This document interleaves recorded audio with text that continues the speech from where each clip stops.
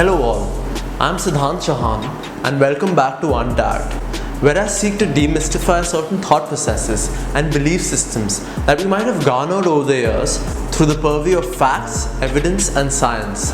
So let's just dive right in. So I'd like to address this number 108 from a scientific perspective today and not from the purview of religion, so that we can better understand what it talks about. Well, have you ever thought about this?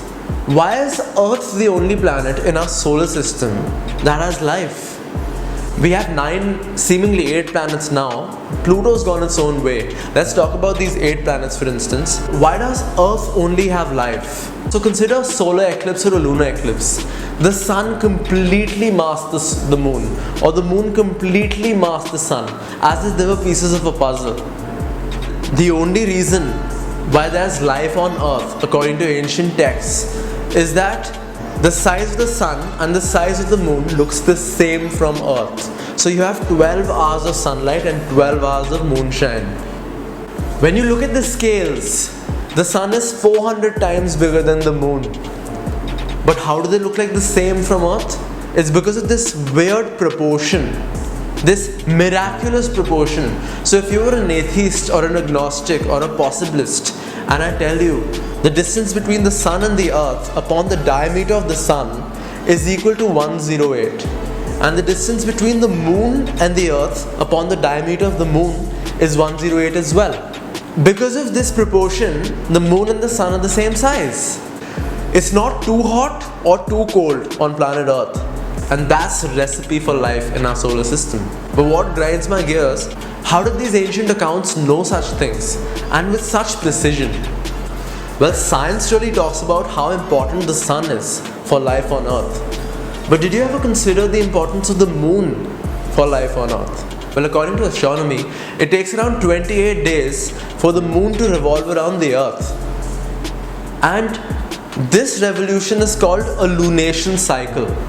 And if you consider the reproductive system of a woman, a healthy woman's menstruation cycle is also 28 days. So around the time of the full moon, there's a lot of high tide, and all the lifeguards get together and push everybody away towards the shore so that they're safe, because the waves start going really high. Well, this happens because of the scientific reason of the gravitational influence of the moon being higher on a day of a full moon. Because of the Earth's gravitational influence over the moon revolves around the Earth. It's Earth's natural satellite. Elements in the mass of the moon have some sort of gravitational influence on the Earth as well. So that's why on days of the full moon, the tide really increases. All the liquids on Earth get pulled upward. And if you consider the human body, we have around 75% water in our body. So even that elevates upward. So we're connected to the moon in more ways than we may think. So ancient Hindu accounts actually talk about 10 lunation cycles for a woman to give birth. A woman takes around 28 days into 10 for conceiving and birthing of a human being. That's 9 months of gestation.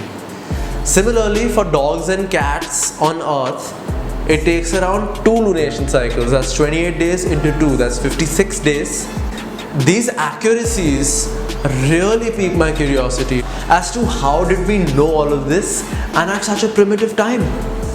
And is there a catch to all of this? Have we been more sophisticated? How did we have such insights without telescopes and microscopes and whatnot?